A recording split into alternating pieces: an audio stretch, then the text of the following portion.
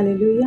जय मसीह की आप सभी को यीशु मसीह के नाम में मैं जय मसीह की कहती हूँ। आज मैं भजन संहिता 1 आपके बीच में लेकर आई हूँ और इस भजन संहिता से प्रभु क्या बात करना चाहता है अब तक ये मैं पहुँचाना चाहती हूँ। हम भजन संहिता 1 को पढ़ेंगे। अगर हम भजन संहिता 1 को पढ़ते हैं उसमें पता चलता है कि 2 भाग हैं।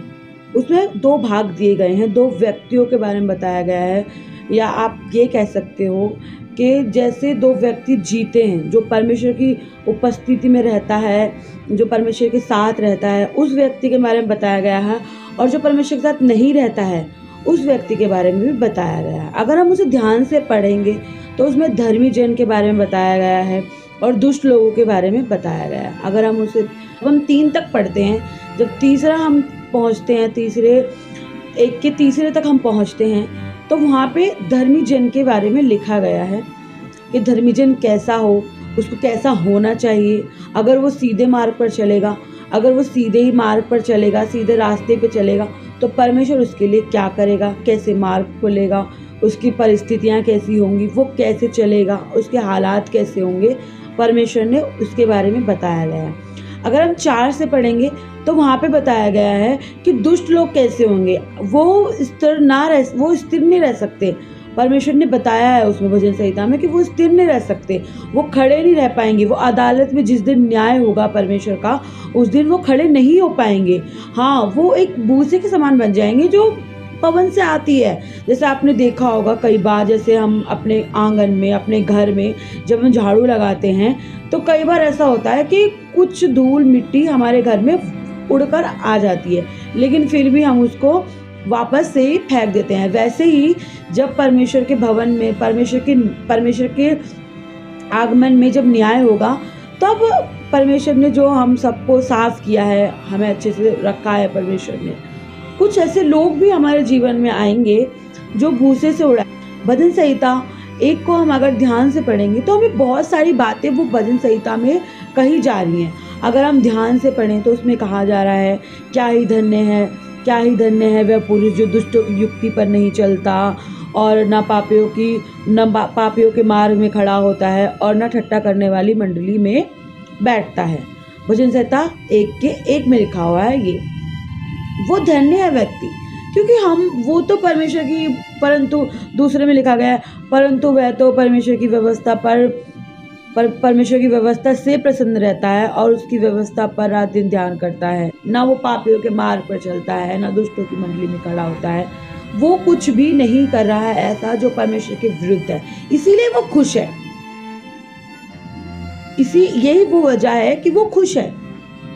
अगर हम ध्यान से देखें, ध्यान से सुने, ध्यान से पढ़ें, हम पढ़ते नहीं है, हम ध्यान से पढ़े, एक वर्ड को अगर हम ध्यान से पढ़ेंगे तो हमें समझ में आएगा कि बाइबल हमसे क्या कहना चाह रही है, बाइबल में क्या लिखा है, बाइबल क्या बताना चाह रही है हमें। परमेश्वर के शब्द जो इसमें छपे गए हैं वो हमसे क्या कह रहे हैं, हमें उस चीज को समझना है। हम समझना नहीं चाहते हैं, हमें वचन याद तो होते हैं लेकिन हम उन पे कभी विचार नहीं करते कि ये वचन क्या है, ये वचन क्यों है, ये वचन किस लिए है, ये वचन किस लिए दिया गया है।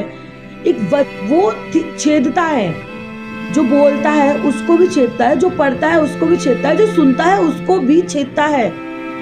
वचन 2 धारी तलवार है, मुझे भी काटेगा, आपको भी काटेगा, हर किसी को काटेगा। उसका काम ही यही है, वो आपको बताता है कि आप क्या कर रहे हो, क्या नहीं कर रहे हो।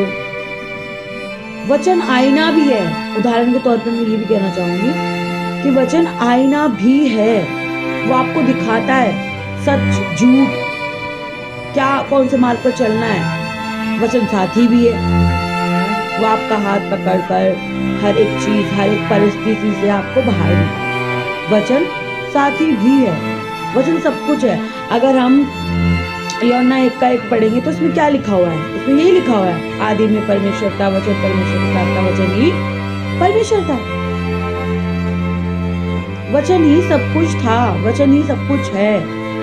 परमेश्वर उसके मुख से निकला हुआ शब्द वचन है।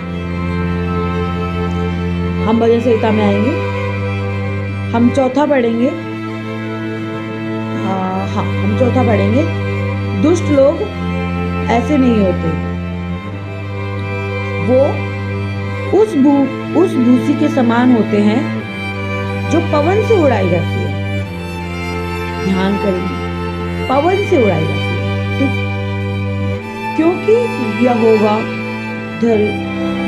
यहोवा धर्मियों का मार्ग जानता है, परंतु दुष्टों का मार्ग नष्ट हो जाएगा।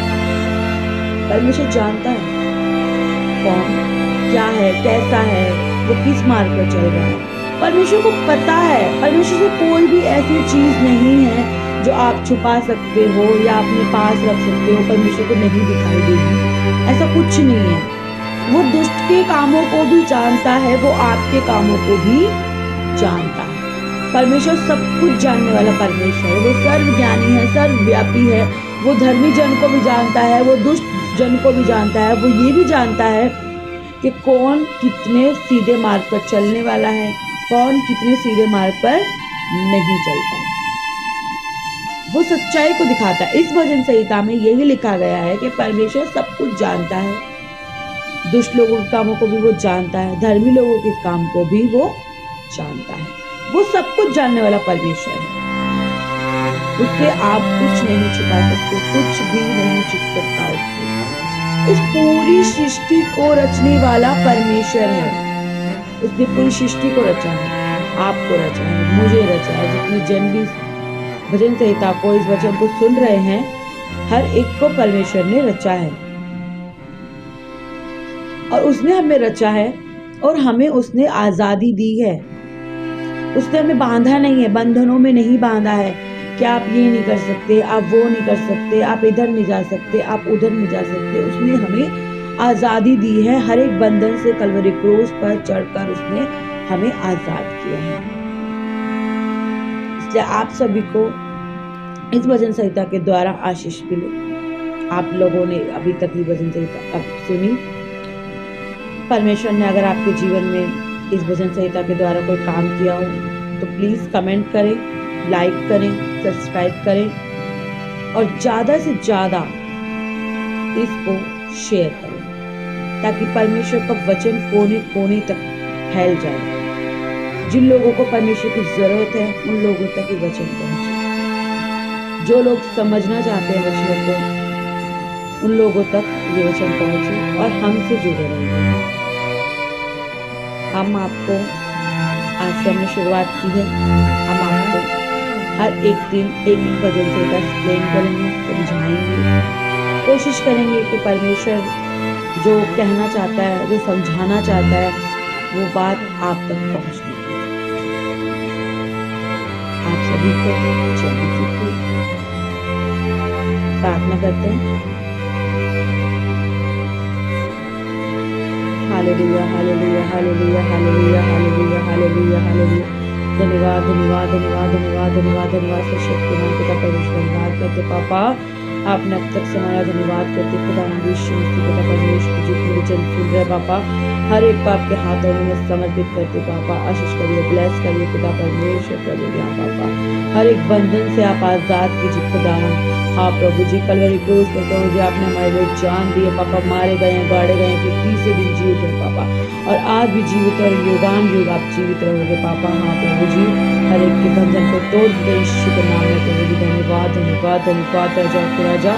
मैं प्रार्थना करती पिता परमेश्वर कोई सर्वशक्तिमान खुदा, अगर कोई दिक्कत परेशानी है पापा तो इसी टाइम हर एक दिक्कत परेशानी के जीवन से दूर चली जाए पिता परमेश्वर प्रभु जी। दया करे, कृपा करे मेरे पिता परमेश्वर प्रभु जी। आपका अनुग्रह बरसने के लिए प्रार्थना करती पिता परमेश्वर।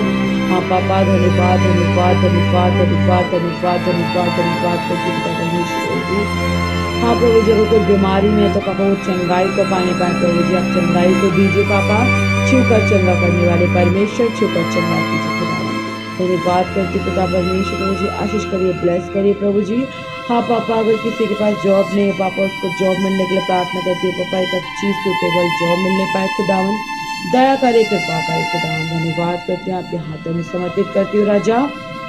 हालेलुया, हालेलुया, धन्यवाद, धन्यवाद, धन्यवाद सर्वशक्तिमान प्रभु जी। हाँ पापा, हर एक की दिक्कत परेशानियों को प्रभु जो मैं नहीं भी जानती हूँ राजा, हर एक को चरणों में समर्पित करती हूँ पापा। हाँ प्रभु, छुटकारा मिले, चंगाई मिले पापा, दया करे पापा, आश्चर्य कर्म करे पापा। हाँ प्रभु जी, आपके हाथों में समर्पित करती सारी आदर महिमा आपको करेगी। आपने अब तक समाया, धन्यवाद, आगे भी समाये, धन्यवाद। जो आपसे मांगा आपने दे दिया, तो नहीं मांग पाए पापा, आपने वो भी दे दिया, धन्यवाद करते। शायद हम आपको छोटी सी उनकी बात करके प्यारे प्रभु यीशु मसीह के नाम में मांगते, सुंदर सिकार करे पिता, आमीन आमीन आमीन। धन्यवाद यीशु। आप सभी को जय मसीह की।